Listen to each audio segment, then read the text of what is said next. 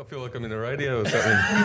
It's like, hi, this is Justin. You're listening to Thoughts Unchained. If you like what you're hearing, hit the like and subscribe. I love that, bro. You want to give a shout out to your channel as well, bro? Yeah, of course, man. I'm Justin. I'm from the Short Straw, Melbourne. I do a lot of stuff with the homeless. People donate to my channel. And any donation I receive on my channel actually goes straight to the homeless, man. Bro, it's crazy. I want to talk about your name, the Short Straw. Yeah. Bro, I find that very fascinating. I was just talking to him about it when I entered. What does it mean? So it's like to draw the short straw, you know, when you're given a task to do and you got to pull the straw, and whoever gets the shortest straw gets the shit job, Wow. basically. How'd you come up with that? I don't know, a few weeks of just thinking, man. Like I'd started a YouTube channel years and years ago, but I was just covering like protests and stuff that's happening in the city. And then I'm like, you know, my wife and I have been involved in helping the homeless for like the last 3 years. Started building, you know, relationships and everything. I'm like, hey, why not? I'll just start. I was doing podcasts to begin with the homeless. No camera on me. It was just on them. I didn't want to be on camera. Wow. And then my wife one Christmas buys me a GoPro and left me with no choice but to put my face on the camera.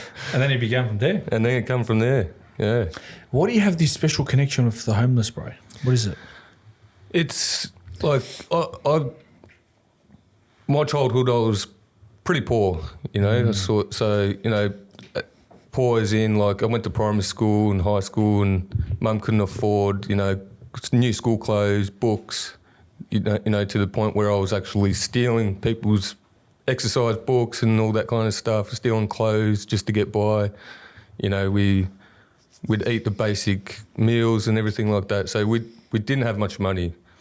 And probably to add to that, like being in and out of prison a lot of my life, seeing a lot of mental health issues and seeing and, you know, having an understanding of people's situation without judgment.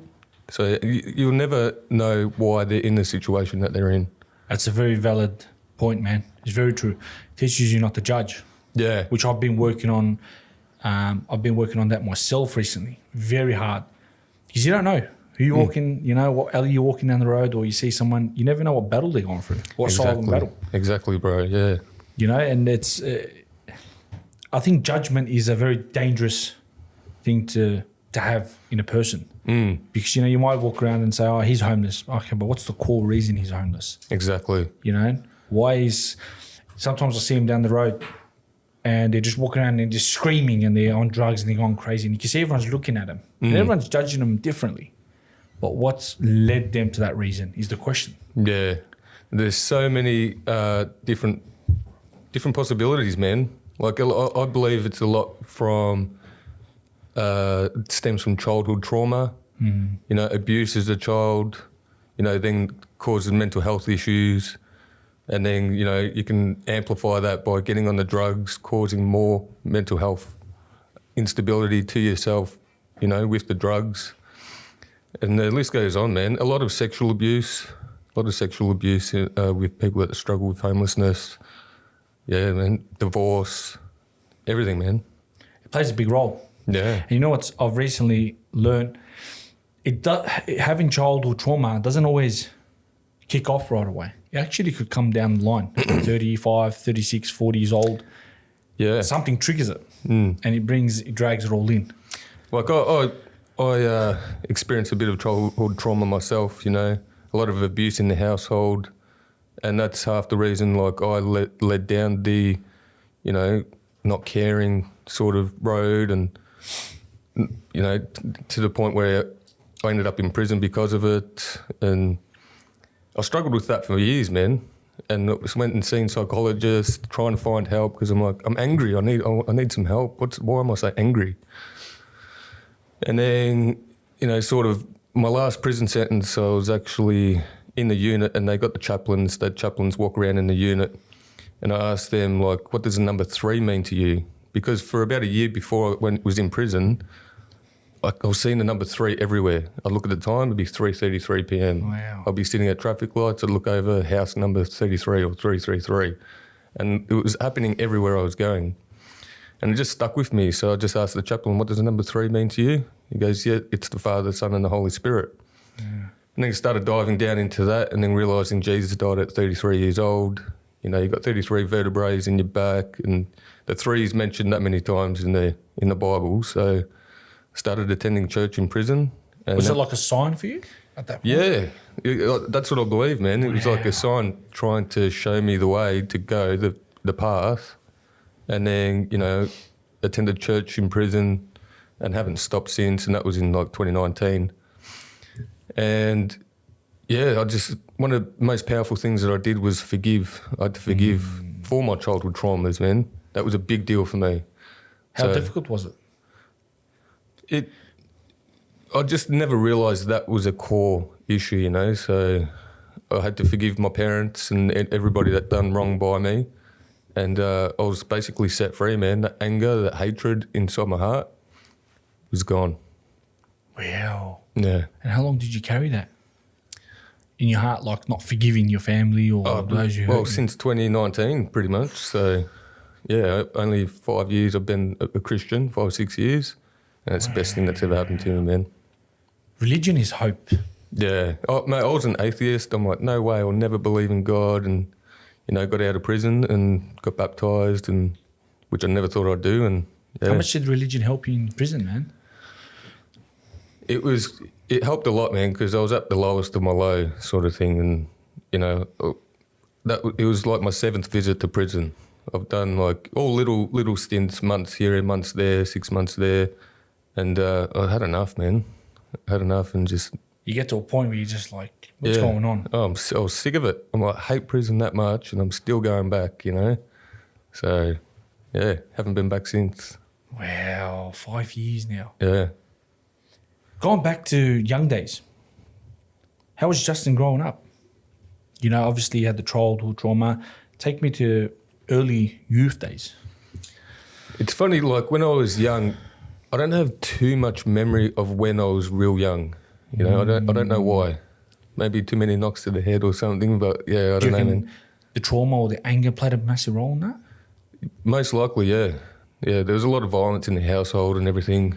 You know, I grew up with 2 half brothers. You know, that was good. You know, we were always punching on and exploring and, you know, teaching each other, and so that's probably what held me together the most was my younger brothers. Wow. Yeah, so yeah, and then I was in school. I was doing really well. I hated bullies. You know, I used to actually go and bash the bullies because I hated it, man. Because I was bullied from my parent, you know, my mum, and my brothers would always come to me, hey, this guy's picking on me, and then go and sort it out, and sort of carried that with me throughout my teens, late teens, 20s, sort of making a bit of a name for myself, being a bit crazy in that way. And yeah, and then like I was doing all right in school, getting A's, B's and everything like that, and then I think puberty hit, and then I was just started going down the spiral, man. You know, wagon school, going to skate parks. And that led to stealing cars, getting into high-speed police chases. And, wow. You know, How old were you at that age? What age was that? Would have been about 17 when I started stealing cars. Yeah. Would you reckon it was just escaping home, or was it just the wrong crowd, do you reckon? It was a part of the wrong crowd, the thrill, you know, the adrenaline. I'm a bit of adrenaline junkie still. Yeah. You know, I love skydiving and everything like that. I love a bit of a thrill. But, yeah, I just had no care, man. I had no fear. Yeah. Because that's what it is. It's crazy how much having early childhood trauma from our parents can really affect the person, bro. Yeah. It's wild. Yeah, and like some people don't even realise it. Yeah, because they think it's normal. Yeah. And they're like, you know, and sometimes I come from a very cultural background, and I don't like to blame families and stuff because they didn't know any better because they got it from their parents. Mate, they had their own traumas, bro. Yeah. You know what I mean? And then it gets passed down, and they tried to raise us the best they could. But now we're starting to learn about it more. Yeah. How much it can actually impact you. Yeah, and you know, I love my mother. I love my dad. My dad's passed now, but you know, I love them. That's your soul. Yeah, I love them with all my heart, and I feel bad for the people that can't forgive their parents and hate on their parents for stuff that they don't understand, you know, and you need to take a step back and think, you know, they've got their own traumas. Like you said, they didn't know any better. Yeah. And it's just a shame, man. Yeah. I don't truly believe that any mum or dad would ever hate their child. I don't believe that. I think that's impossible. Yeah. What's your opinion on that, Davey? Yeah, no, I totally agree. I don't think a parent would hate their child. I think it goes back to their upbringing, right? You know, what they went through, exactly like you said, trauma that gets passed down is ancestral trauma, right? That just keeps getting passed down. And we copy our parents, you know, because, well, if I was hit and, you know, I'm fine now, so I should hit my kids because, you know, I was disciplined like that and it worked for me. You say it worked for you, but you don't really know, you know? So a lot of it is passed down, like you said, you know? Yeah, definitely. That's what it is. It's a journey. But I don't think any parents ever hate their child. I think it's just a mixture of emotions. Yeah. You know what I mean? Whether they're having dark days and bright days. Yeah. And then we, as youngsters, we create this image, they hate us. And then we go run off to our friends and do dumb shit. And then we come back home. But it's rough. And we can only hope for greater. Yeah. You know what I mean? Like we're all trying to, you know, in a way try and outdo our parents and not repeat their mistakes, but like, none of us are perfect, bro. We're all learning. Aren't we sold the illusion that though? Yeah. That we are perfect and that we can be perfect, but we can't. No. It's impossible because we're full of sin, full of mistakes. We say we don't lie, but we still do lie. You know what I mean? Whether it's small lies. Yeah. We're full of it. We're full of sin. And people still believe that you can be perfect. Yeah. Yeah. Impossible. Impossible, man. How was it from then? 17, 18, if you can, you know? How much did it get dark? How dark did it get? Oh, pretty dark, man. You know, I ended up on the drugs. You know, my dad was a heavy alcoholic. My old lady got mixed into a few things. Sort of, you know, I dabbled in the ice for a year there. Wow, at a young age. I was probably in my early 20s, actually. You know, used to smoke a lot of weed, alcohol, used to drink a lot. It's crazy how dangerous alcohol is and Yeah. how easy it is to buy. Bro, that made me do some of the dumbest shit. Alcohol, man. Really? Yeah. When I had that anger in me too, I'd feel as though like I could pick up on an energy in a room or pick up on an energy on somebody, and when I'm drunk, I flick a switch, man, and like if I'm in a pub and security's eyeballing me, I'll be like ready to go. Or even with coppers come to arrest me or something, I'll be fighting them too. And yeah, it just brings a demon out of me, bro. It is a demon itself. You know, if you look at the names of alcohol, you know, you got spirit. You know what I mean? Yeah. It's jinn. In Arabic, it means demon. It's really wild and crazy, the names that it has. And if you look in prison, a lot of the people that are in there, the offenders, kicked off from alcohol. You know, whether it's drink driving or home violence. It's crazy what alcohol can do, man. Yeah, man. And how easy it is to buy and just, you know what I mean? And it goes back to, why do we drink? Is it depression? Is it pain? What are we putting a bandage on? Yeah, smothering something. Yeah. You know what I mean? Yeah. And it's the same thing with drugs. But then you wake up the next day and it's like, and then you go through the cycle again and again and again. That's wild. How long were you on that drug spree for? Probably not long before I got locked up. Really? So yeah, about 2019, start of 2019, I think it was. But yeah, like I'd use that to my advantage, getting locked up, get myself clean. You know, there's a lot of times where I'd want to stop smoking weed or, you know, smoking the ice, and I couldn't do it on my own accord. But getting locked up, I'd use that to my advantage. You have to be clean in there. Yeah, and then continue to be clean outside. It's such a shame watching a lot of the guys that get out, you know, they'll do a year and then they'll be wanting to straight away get on it. It's the worst. Ice is a scary one, man. Ice is the worst, bro. It is the worst. Really? Yeah. What levels are we talking about worse? Because we had, who was it? Joel. We had Joel on. Shout out to Joel, and we were talking about, you know, his drug addiction, and he kept nailing ice. It just grabs you. Yeah, it does, man. Like I wasn't on it long enough to get the full bad effects from it, I reckon. But you know, just the paranoia, seeing things. Like, I'd think people were in the roof. I'd think people were under my house. I'd be stalking, like waiting for someone to pop out. You know, have a weapon or something on me, but I'd just be tripping. Yeah, it's bad, man. That's deep, bro.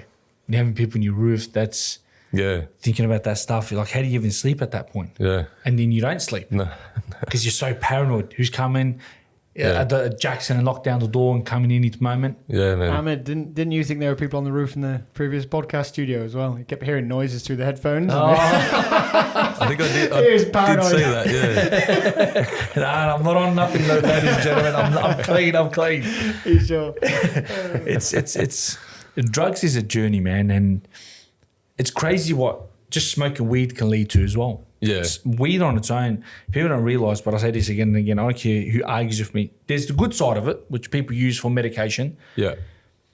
but it imprisons you, man. It does, man. So in a way, I find I got benefits from smoking weed just to calm me down from the anger and that rage and everything like that. And it would stop me from doing a lot of crime. You know, smoking weed, slow you right down. You don't want to go anywhere. And I found that sort of smoking it for so long, it sort of calmed me to a point where once I got off it, I was calm, like continually calm. Wow. So it's sort of like a self-medication sort of thing, I believe, in some sort of a way. But yeah, it does trap you in a way. It's like an invisible prison. Yeah. You know, it makes you not want to elevate. That's what I feel like, because you're so comfortable. Yeah. You know, you smoke, you sit on your couch, you watch television, and you munch out. You're not really growing. Your brain isn't really creating new goals and learning stuff. And that's the only thing I have against it, is it just imprisons you back. Doesn't make you proceed forward. Yeah, that's true, man. What I found also, like, I'd smoke, and it's sort of like alcohol as well, where you're smothering while you're smoking. You know, it's kind of hard to explain, man. Like, it does. It stops you from progressing, really. Yeah. How much do you hate alcohol now? I don't mind a drink here and there. Yeah. You know, I don't abuse it like I used to, man. Yeah. Body can't handle it no more, huh? No. You know? I was talking to Davey about this last time. He's like, nah, man, the lungs can't handle it anymore. Yeah, no, the body can't handle the alcohol like when we were 18, 19, I'm sure me and you would have drank a lot together. Yeah. but yeah, definitely. No, the hangovers are too hard to take, you know. The damage of it is just, there's too much cons from it. You know Like, what I mean? I lost my dad from, you know, alcohol abuse. You know, he was a real heavy alcoholic. You know, had a fall one day, broke his shoulder because he had diabetes and other issues because of the alcohol. He just deteriorated real quick in hospital, and that ended up in palliative care, and then, Wow. lost him that way. It's crazy. Death is the ultimate destroyer. He was only 60 years old too, so he was pretty Very young. young. Yeah. How old are you? I'm 37. So how and at the time when he passed? I think he passed about 3 years ago now. Oh, okay, right, yeah. Yeah. So, Pretty recent. Yeah. pretty recent, right? How was your relationship later on in life with him? It was tough, man. Like, my dad was never really there. You know, he just sort of, when he wasn't drinking, he was my dad. He was, you know, caring, loving. But when he was drinking, he wasn't himself. You just lost my dad. But for months before he passed, my wife and I were helping him out, you know, trying to slowly push him to go to rehab and help him out as much as we could. But it wasn't enough, man. Yeah. I feel like the people inside, they have to want to change. Yeah. You can't enforce it on people. No. You know what I mean? But again, you never know what's going on inside his world. The wars, the silent battles that he's gone through. Yeah. You know? Does it affect you still now, knowing that he's gone? Yeah. Yeah, it does a bit. You know what's crazy with death? They say it gets easier as time progresses. Doesn't. It gets worse. It gets harder because you start to miss them more. Yeah. You know? How was he in prison? What's that? How was he in prison? It was crap, man. Really? I hated prison. How long do you reckon you stayed in like prison? In total? Yeah, total. Probably about 2 years total. Wow. In and out, in and out. In and out, yeah. How was that journey? Not good, man. Not good.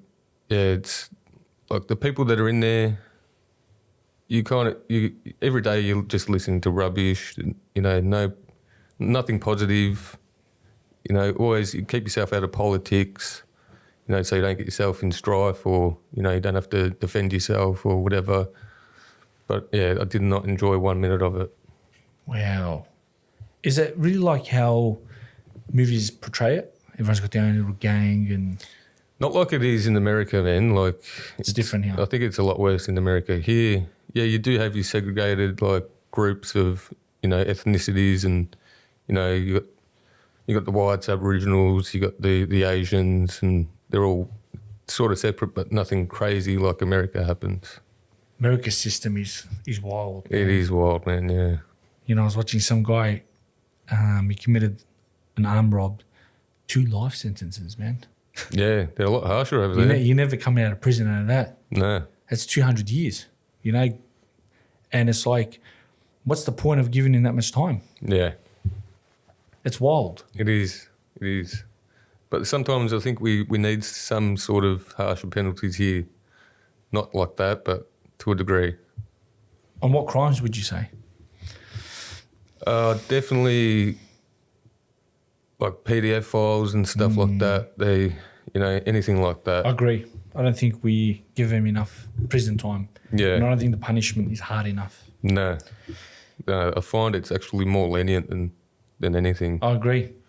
You get busted for, you know, a large quantity of drugs, you get 8-9 years. Yeah. And you get some of these pedophiles that are the scummiest human beings on earth, and you're getting a couple of years. Yeah. And then you know what happens? They come out and they re-offend. Yeah, it's They not good, man. re-offend the same crime. What do you think needs to be changed in prisons? I think more like of a sort of a boot camp sort of vibe. I think, you know, with a bit more structure. It somewhat is like that already, but more structure, more sort of discipline for men, man. Really? Because I've heard a lot of people that are coming out, it's like they don't prepare them for the outside world. That too, yeah. You know, you come out. So what happens when you come out? You get a bit of money? You get a little bit of money, not much, depending on how long you've been in there. So they put money aside for you for your release. You know, if you're in there for a few years, then you might have a few thousand behind you. You do get some support when you're out. You get a lot more support when you're a youth, I find. That's what I found anyway. So I've done a couple of visits to Malmesbury Youth Justice Centre, which is like 18 to 21 years old. And I actually found the Youth Justice Centre to be more violent and hectic than the mainstream adult. Really? Yeah. Why is that? Every hour there'd be fights, like not like in mainstream where you hide and go into a cell and deal with it that way. Mate, they'll do it anywhere. They'll punch on with staff, everything, man. Wow. But in saying that, there was a lot of programs that you could do. You know, I ended up getting my red card in there, my forklift license, heaps of other certificates, which actually led me to go down the construction sort of industry of work. So there is benefits. You can use it to your benefit. Not the role. What is anger to you now when you look at it and you look back and how angry you used to be and how violent you used to be? I'm just so glad that I broke away from that, man, because it holds you back. And It does. Anger freaking does, man. it holds you back, and it not only it damages you more than you think it does. Like, you're damaging others, but you're getting damaged at the same time, but you don't even realise it. So when I did get over the anger side of things, you feel like a release from your chest, you know, a heavy weight is off your chest. And I never realised that was there. Wow. Yeah. And was that after prison? Yeah. Wow. Yeah. Anger's, it's... I Can don't you, know, Can man. you answer that question, Ahmed? Answer your own question. Anger is, I don't know, man. I've been working on it for quite a while now, man. And I've come to realize it just destroys everything around you. Yeah. It's like a fire.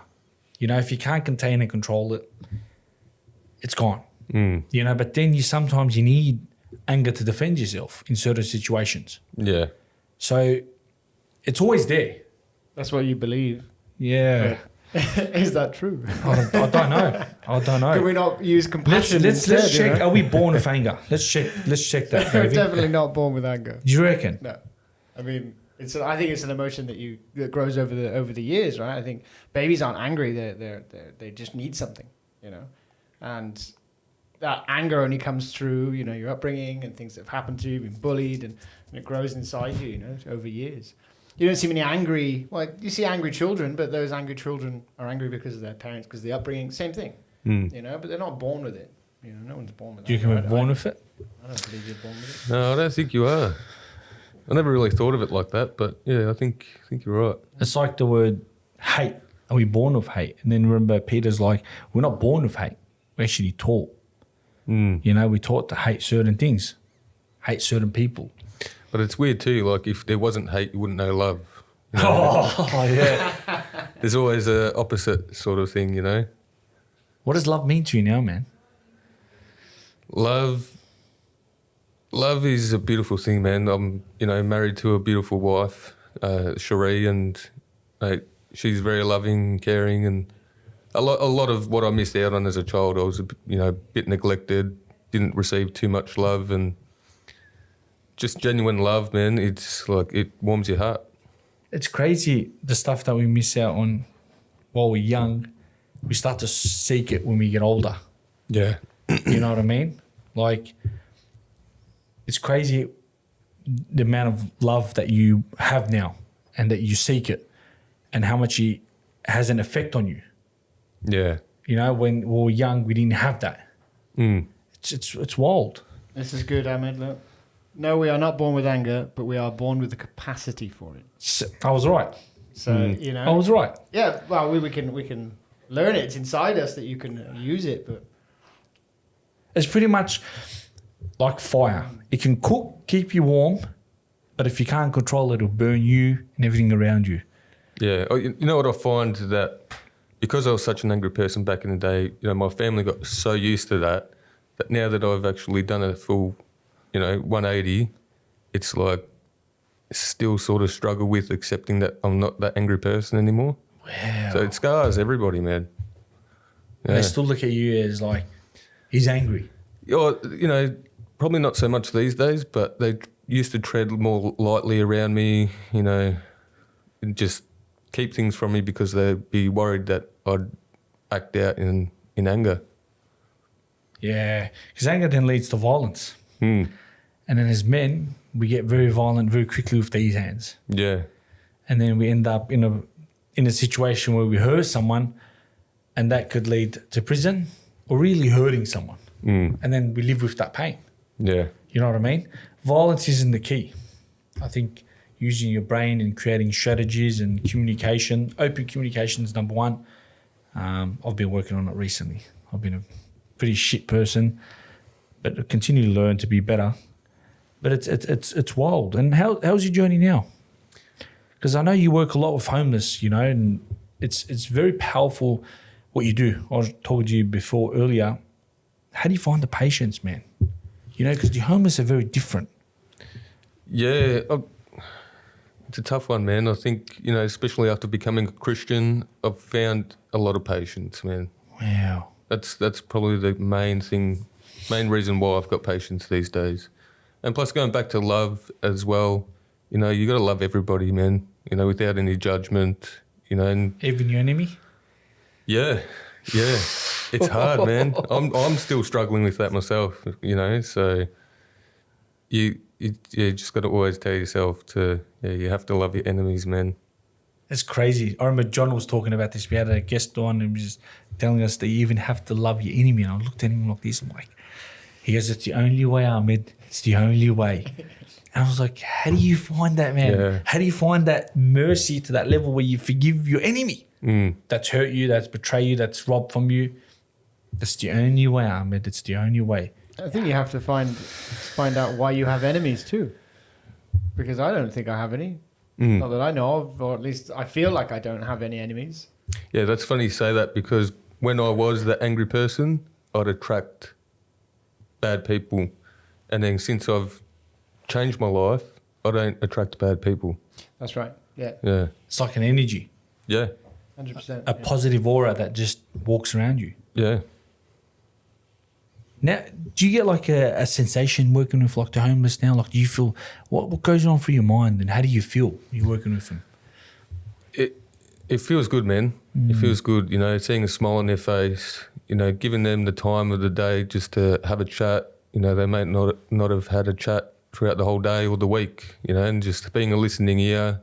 You know, you may not make sense of some of the stuff that they come out with, but, you know, just make time for them and, you know, just have sympathy or empathy for them, you know.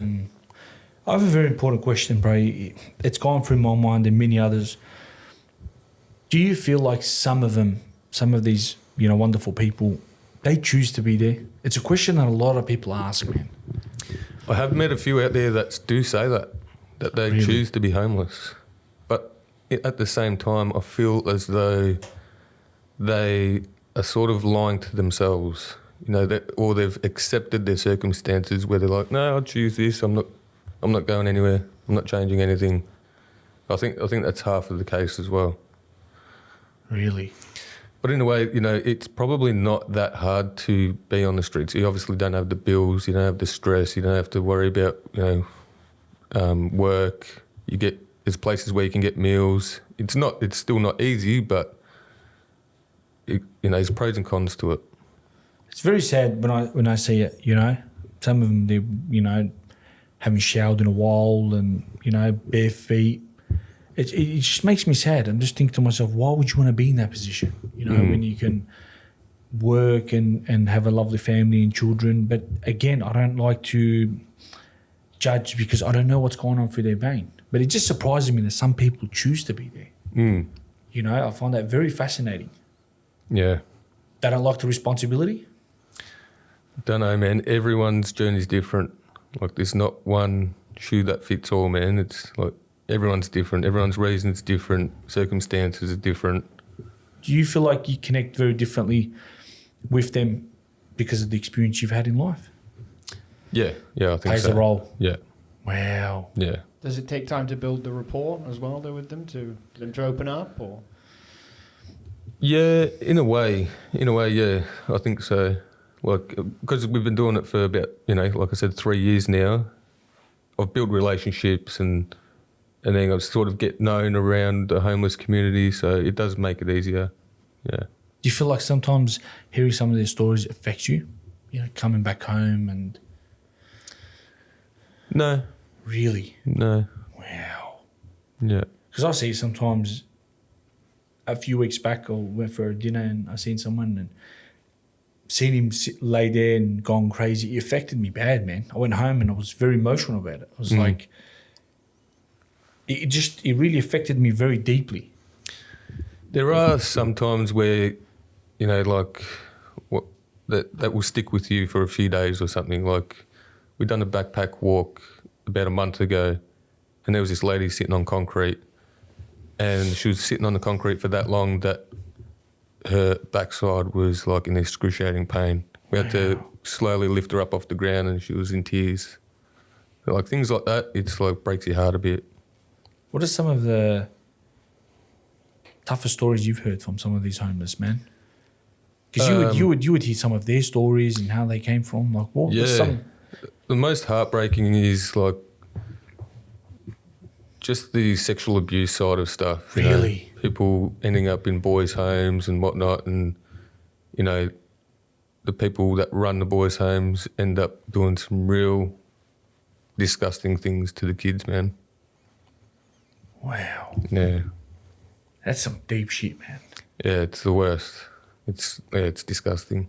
It's crazy that stuff out that stuff is out there. Mm. And these sick pricks are doing this shit and they're getting away with it. And it's like you think to yourself how difficult it would be to forgive those people doing those things to you, man. And I don't blame them for struggling with that, man.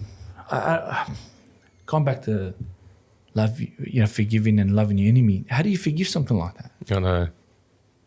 I don't think that's forgivable. That's a crime. In my world, my opinion, a person that commits crimes like that they need to hang him, in my opinion. Mm. It's the only way to break free, man. But, I guess some will never break free from that. Wow. What's one of the craziest stories you've heard from an individual? Crazy, probably. Don't really hear that much crazy stories, man. Really? It's all childhood trauma. It's all circumstances, man. Like sad ones. Like I got a homeless friend that I regularly have a chat with. Every Wednesday we do community meals in the city on Wednesdays, and like his ex split up with him, took his son and took everything that he had, and he's homeless because of that. Doesn't have contact with his kid, and you can just see the struggle within him, and he doesn't know what to do. So, he had intervention orders in place, they've passed, and then he's waiting for his son to reach out to him, and he doesn't want to reach out. It's like he's in a little battle within himself, trying to understand what to do next. Wow. It's tough, man. Once you go down that road, it's a bumpy road, man. Yeah. It's and I recently discovered that, I don't know how true this is, that the government is placing certain places as anti-homeless. Is that true? Anti-homeless. Like certain places where they've made it hard for the homeless to sleep or to hang around. Well, I know that the council are pretty quick to move on the homeless, and that's Really? throughout the whole city, man. Mate, some of the places, like the fortresses I've seen, man, like little shacks with everything happening, man. They'll be there for a week. They'll go somewhere for the day, come back, and it's all gone. Not only that, I've actually heard that some councils are pushing to fine the homeless. They got no money. I know, it doesn't make sense, but, I don't know if that gradually ends up getting them in the prison system or something, if that constantly happens, or they're trying for powers to like physically move them along, and there's all these things that I've been hearing in the works, but nothing's really kicking off just yet. But I don't know how that's going to help anything. That's wild. How would you fix or resolve the homeless issue, man? I've been asked this question a few times, and there's no real answer to it, man. Really? There's no real answer. I believe we need a lot more help with mental health side of stuff, addressing the childhood trauma things. Definitely faith is a big deal as well. And I've been thinking that they sort of need some kind of structure. They need sort of like a camp where you cook your meals, you make your bed, you do your washing, have that structure around you, have routines. Maybe that will break some people away from their homeless routines, have a bit of pride in themselves and do something active throughout the day, like working or something like that, man. Yeah, I think you're right. I think like a camp that can allow them to be creative as well. Yeah. You know what I mean? Do you feel like the government is doing enough when it comes to mental health and No. addressing it? No. Really? Like I was on the search for years, man, trying to find help for my mental health and the anger side of stuff, and from one psychologist to the next, to the next, to the next, I could never get any decent help. It was one that I got a bit of help from, but it's so hard to find.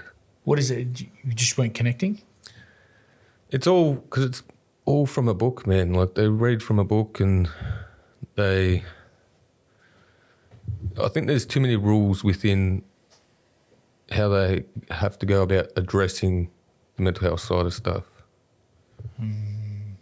How would you address it if someone came to you for help? That's a good question. Yeah. Going through your experiences and stuff. Now, you know what? Before I go into that, you know what plays a massive role? Lived experience. Yeah. Yeah. I'll be honest with you. A few people like Troy and stuff that I've had on, they've all said you connect differently with certain people, I agree. criminals, when you've had a lived experience. 100%, man. Yeah. Yeah. If someone was to come, how would you address it? How would you work with this person? I think one of the things that helped me with one of the psychologists that I was meeting, you give yourself like a different perspective. Like imagine you're in this situation, imagine the effects that it has on this person. So try and like pick everything apart and give you a perspective on what effect it has on yourself, on people around you. And even just listening, man, sometimes helps even more. Because you do it pretty crazy. Can we open his channel up, Davey, please? Short straw, yeah? Yeah, on YouTube.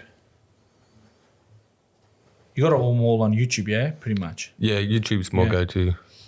It's very fascinating, the stuff, Is there a way I can find the channel? Is it Go- just short straw? Go that's to the Short Straw or Let's the watch- Short Straw Melbourne. Yeah, it's it. And you just, like, half the time you're just smiling, and I'm thinking to myself, like That second, if you go back to that short, I think there was a short there. No. Go back. Yeah, if you can. go to home, click on home. No, this is where we were. Oh, yeah, before, just yeah. go back then. Yeah. Go back one more, Davey. Yeah. Oh, Yeah, there you that's go. the one. Yeah, which one? Even that second video, that's this one here? Yeah. Hey, my bro. Where was this, Justin? This is right near Victoria Market. There's a lot of homeless there. Yeah, Victoria Lord, Market is the place, man, where everyone goes to help the homeless. So you pretty much know them very well now, yeah? I know that gentleman. That's the first time I met that woman, but she was having some sort of an episode. He's a good bloke. No, Wow. She clobbers me in the back of the head. don't fight. She what? She clobbers me in the back of the head Really? with something, yeah. But I do push my limits a bit. Really? What do you talk to them? Hey? Like, when you sit down and have a conversation, what are you talking about with them? Like, are you homeless? Why are you homeless? What's the reason you think Do you you're feel like homeless? some of them get offended when you ask them that, or not really? No, Yeah. no. Most people will answer. Yeah. I can't believe she hit you in the back of the head, man. Yeah, man. I had a sore head for like a week, man. And and the way I reacted to that, like I didn't lose my shit. I was like, that hurt. You shouldn't be hitting people. Typical calm man That's the reaction you have to have now, right? Yeah. As well, you have to remain That's calm. crazy. I would have lost my shit, man, if she hit me in the back of the head. Mate, back in the day I would have. But at the same time, I pushed the limits. She told me to get out of her personal space, and I'm like, oh, we are in a public place. Oh, yeah. So it's sort of my own doing, Yeah, you have got to be careful because they can just flip on a dime, right? Oh, yeah, They she just, she flipped all right, yeah. Yeah. Have you been in a really standoff situation? I've had a few people like get in my face and stuff like that, but I know I can take care of myself if I really need to, Yeah. but I try and avoid anything like that. I just Even when they know that you're trying to help them. not all. Sometimes I'm not even there to help them. I'm in a situation where they're going off at someone, and I'm just there, and then they get in my face and go to push me. But it doesn't happen as often as you would think. There's a handful of times that I had some sort of close calls. Wow. Yeah. On their day-to-day base, they're pretty much just living. A lot of them have a drug addiction, though, yeah? Yeah, probably a good, maybe. I was going to say 50%, but that's what we get on a Wednesday at our church. Maybe 50% on drugs, but Wow.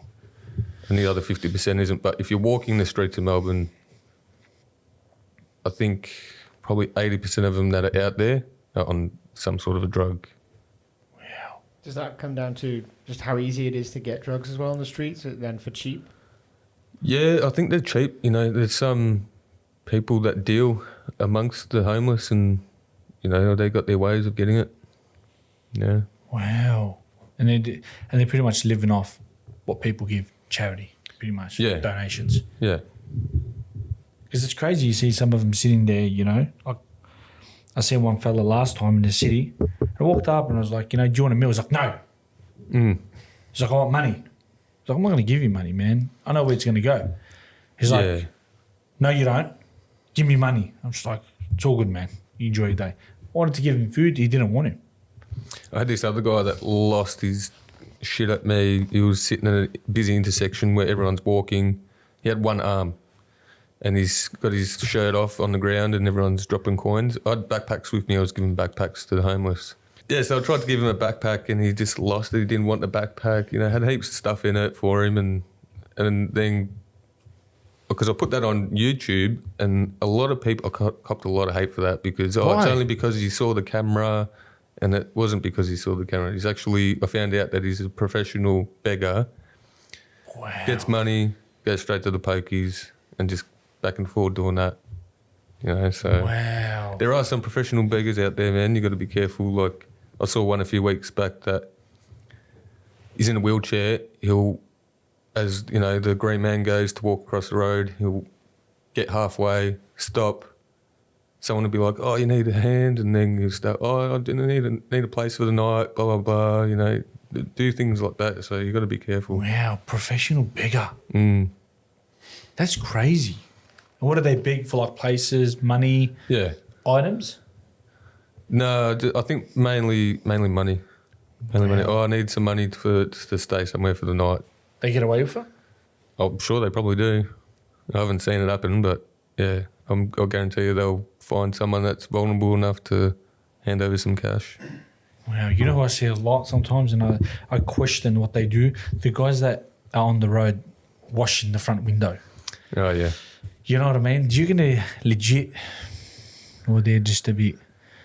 It's funny, like one of my cousins that I haven't spoken to in about 10 years, I was helping him when I was young.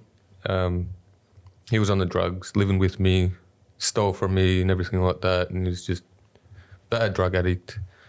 I think I saw him a couple of years ago on Hoddle Street washing windows. Wow. And I just assumed, obviously, to feed your habit. Still. Yeah. You didn't speak to him at the time? No. You wouldn't, maybe, would you recognise him? Sure. Probably not. Yeah. No. Yeah.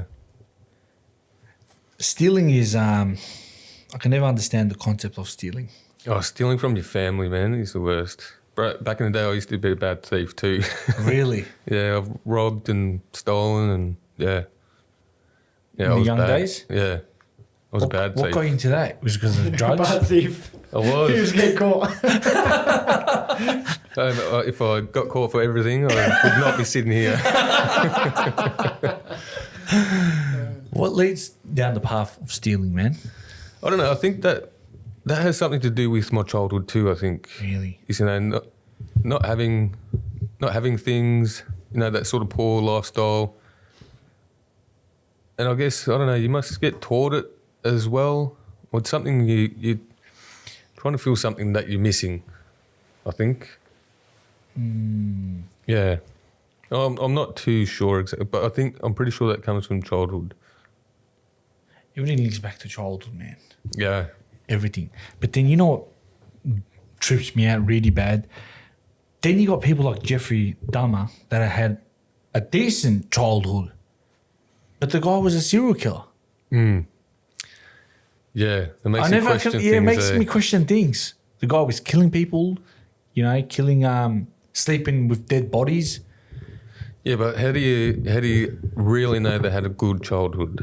If there was some weird things happening behind the scenes. Maybe on the that's a outside good it looked like good. I don't know. Well, from you're right. It's true because you can't really believe what his father was saying. His father was saying that he had a decent childhood. Well, he would say that if his son became what he became. But He'd be even like, but, wasn't me. But even Yeah. Jeffrey said on multiple interviews, he's like, I had a decent childhood. But again, you don't know how true that it was. You know, Yeah. was there something creepy going on in the back? Was there something weird happening? With murderers like that, man, I don't know. It's like something that triggers it, I feel. I don't know if they're watching murder movie or something or something. I don't know what Something it is. kicks it off. Something must kick it off, man. Because that's high level stuff, man. Like, I was sleeping with dead bodies. Did you cross paths with any people that were in prison for murder? Not crazy murder like that. Like I've heard stories, you know, a guy finding his wife in bed with somebody and got to him with an axe, the blunt side of the axe actually, and destroyed him. Yeah, that's probably nothing really too gory. Yeah. Yeah, Freaking an axe. yeah, It's crazy what a relationship can send you off to, man.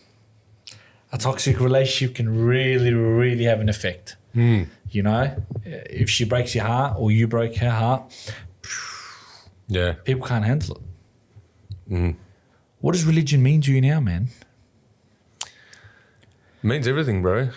You know, I've learnt a lot, especially within myself, the whole patient side of things, forgiveness, repenting, knowing that you're a sinner, and yeah, just being humble, man. What do you think is the greatest thing it's taught you? Definitely patience is a big thing. Patience has taught me a lot, man. Just taking a step back, not jumping the gun, not making a quick snap decision, you know, have a think about things and take your time, process it, and then you come up with your answer. Wow. It's incredible, man, what religion can do to a human being, bro. It's like in the dark to the light. You know what I mean? And sometimes when you have religion, sometimes you do see some dark days because we're human beings. Yeah. But it gives you an extra boost to Yeah. overcome them. Yeah. It gets easier and easier. Really? Yeah. Wow. How long have you been on this religious journey now? So it'd be 5-6 years. Wow. Yeah. Do you feel like you've made a big change? Oh, huge, man. Mate, you would not want to have anything to do with the old me. Really? Oh, yeah. And how long have you been with your partner now? Your wife, is it? You married? Yeah, married. We've been together about 3 years. Okay, well, so she got the good side of you. Exactly. The best of you. Yeah, she Yeah. sure did. Yeah, that's good. Wow. Man, that's good. Yeah, man. When you say the old you, what are you talking about, man? Like from 1 to 10, a scale of what was it? Anger? Was it rage? What was it that you really hated about old you? One of the things I used to tell myself when I was younger is that revenge is my middle name. Jeez. So So you knew you were. Davey, can we just keep that a door open, please? I don't get on the wrong side of this man, mate. He's a The changed short man. straw. He's a changed Yeah. man. That's crazy. Revenge. that Why if is that? anyone done wrong by me, I'd make sure that they would not do it again. Wow. Yeah. Was that all because of all the anger that was built in you?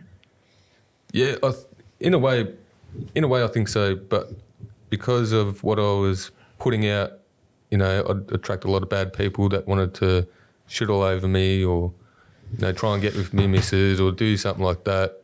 You'd have to put on like a bit of a front so that people would know not to try that. It just always was around me, attracting bad people. Wow. And prison contributes to that. Contributes big time. Yeah. Wow. Revenge. So Yeah. you also had the mindset of vengeance. Yeah. Yeah. I wonder how bad it was, man. Like I'm trying to look at you now and try to see another image of angry you, and I just can't. Yeah. You got the smile, you got the peace, That's you a know. good thing, right? It's a good thing. Yeah. The anger's gone. You It's can't- dissipated. You know? Yeah, Do you man. think it's really gone, or you've contained it? You've put it away. You've locked it away. I find somewhat locked away, you know, or control, you know. You need to have that I guess we need that within us in a way. So, you know, for example, if you're going to war, or we get called to go to war or something like that, you need to be able to react and have that drive within you to protect Defend. yourself or defend whatever you're defending. So you kind of need that in you. You can't be going to war with like, yeah, peace. You probably should. That's wild. But yeah, it's definitely have good control over it. Yeah. This is like a deep philosophy question that I've been asking myself. How many years does it take to forget a minute? How many years does it take to forget a minute? Yeah, and a minute could be a moment. Wow. That's a good deep one, question. huh? That's a good question. Yeah, I don't think you do. Yeah, see? Very wise. You don't. Think about it. Think on a deeper level. To forget Yeah, the minute, to forget a or minute. Yeah. To maybe process it and work through it and forgive it, or, I mean, there's different ways to... It could be a heartbreak. That minute could be a heartbreak. You break up with your wife or your partner. How many years does that take to forget? It's probably more a matter of processing it in some certain way, but you don't forget it. I don't believe you do. Pain just alters. Mm. You know, there's pain that we feel, but then there's pain that just alters, man. Like I have pain in my heart that alters throughout the day. Mm. You know, the love for my father. You know, I think to myself, you wish you here. It's just constant. Yeah. But then you have pain that just sits and burns. Like it's a rage. Mm. You know what I mean? It's sort of like you got to be, I'm sick of feeling that way. How do I address that? And just keep questioning yourself until you come up with some kind of a solution. Wow. And that's why it goes to therapy, right? Did you ever turn to any other drugs, psychedelics, for example, to help? I did, yeah. Yeah, I did. I've done mushrooms, LSD, or pretty much nearly all of them. DMT. DMT's, that was a... How was the experience of that? Bloody hell. That was... Because they say that's the wonder drug. Yeah, they say that's the... Bro, that was the craziest experience I ever had. Talk to me about the experience, but I want to hear this. Man, I basically got shot out of my body into the universe, bro. Looking over the earth, and there was different coloured guides surrounding the earth. Bloody hell. And the things that, like, what you see, and it feels like forever too. Like, it feels like hours, but you're just gone for like 10 minutes. It's crazy, man. It's really quick to forget, though. Really? It's really quick to forget. Like, as soon as you come out of it, what you saw starts going away, but it sort of sticks with you. It's a very weird psychedelic, man. Wow. They do say it's the wonder drug, man. Did any of the psychedelics help you through some of these things that we've been talking about? In a way, actually, I do think DMT did play somewhat of a part in that.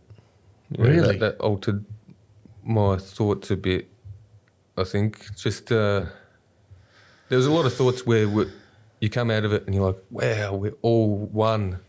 We're all like in love, and like all these feelings come, and it's like, yeah, it does alter you a bit, I think.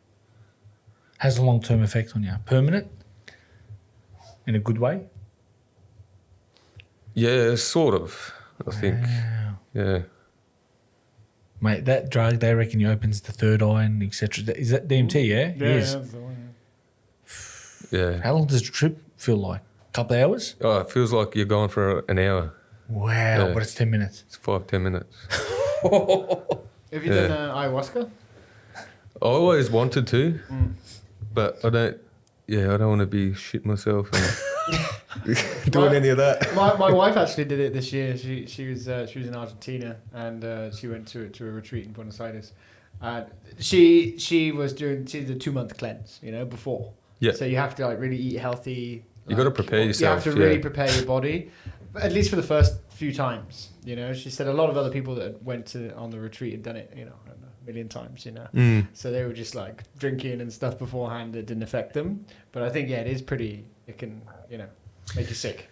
Yeah, well, that's one of the things. I looked right into DMT before I did anything, and looked into it that much that like I shit myself when I was going to take it.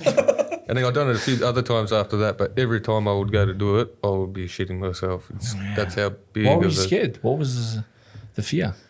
Because I experienced that ego death as well. What's ego death? Ego death. You kill your ego. It's like, wow.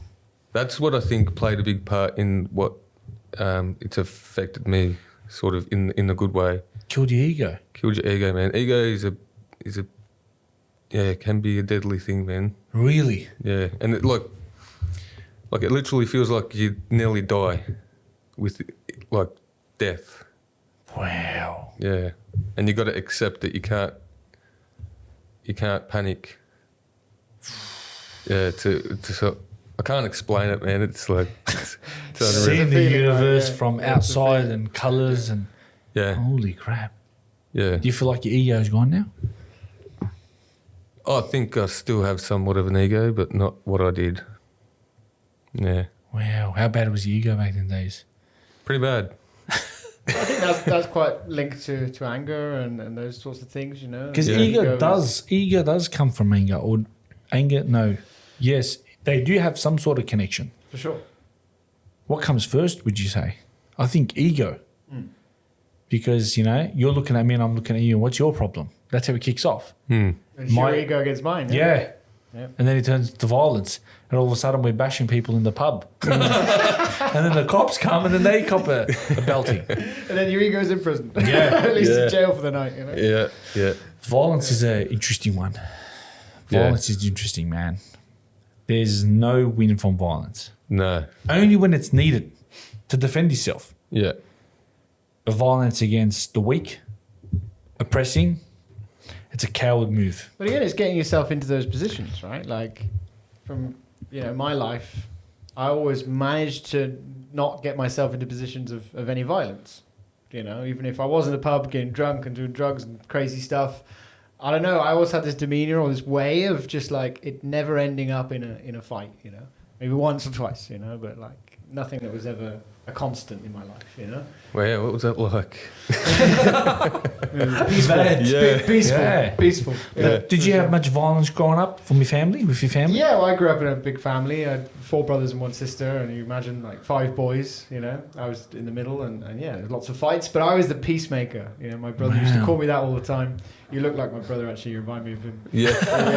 Yeah, he always used to say to me, "You're always a fucking peacemaker, aren't you? You're always a fucking." I'm like, well, yeah, it's a good thing. Like, Yeah. Bloody hell. I did, but I feel like because I was the middle child and always breaking up the fights, I was never the one instigating the fights or having that anger in me. It was always their anger that I was trying to dissipate. Yeah, wow. So I was kind of in that position most Bloody of my life. hell. We grew up in the opposite. See, everyone's journey is different, man. It is. And the people you meet along the way. Yeah. What does your wife mean to you now, man? Everything, man. Really? Everything. Yeah. No, she's my rock. She's my biggest supporter. No, she's everything. Wow. Good woman. The power of a good woman, man. She's a very good woman. And You know? does she understand, or at least try to understand your past as well? She been with her. Oh, yeah, she knows all about it. Yeah. Sure. Yeah. Yeah. What's her comment on that? I don't know. Wow. We'll bring on the pod the next one, and she can tell us. Yeah. Yeah. That's crazy. Walking down the street and you see 18-year-old Justin. What do you tell him? You're going to learn the hard way, mate. Good luck. Yeah, good luck. Yeah, pretty Wow. much. There's really nothing I could have told him. You No. wouldn't listen? Nah, no way. No. Had to learn the hard way. Do you feel like sometimes as human beings we have to learn the hard way? We just have to? Yeah. Like, I try and choose not to live with regrets, yeah? Because it forms you into the person you are. Very, very true. A lot of these guys that, have broken away from the drugs, prison, all the other guys that, some of the guys you've had on the pod, that they've changed their life around and that's impacting others, man. So if they didn't have that lived experience, and Yeah, true. they wouldn't be able to do what they do. I agree. It plays a massive role Yeah, because we end up here because of what's happened. yeah, You know what I mean? The violence and the hatred and being poor and coming from all that background. What's the message to the youth, man? What's your message to the youth that are starting going down the wrong rabbit hole? There's a lot more life to live out there than going down the dark road, man. It's, you know, it's not worth it. At the end of the day, you suffer, you hold yourself back. You know, every moment that you're being negative is 2 steps backwards, man. It's really not worth it. There's no progression, and if I wasn't so angry when I was younger, I'd be in a different place, sort of thing. You know, I'd be probably more ahead of where I wanted to be, sort of thing. It's crazy how bad anger is. You know, you keep reflecting, you keep talking about it. It's actually wild how much it can set you back in life. Yeah, You know what I mean? I was reading about this. Can you open this, Davey? The effects of anger on the brain. It actually blew my mind away. yeah, right. I was like, there's no way these are the effects that it has on the brain. Not Brian. It completely...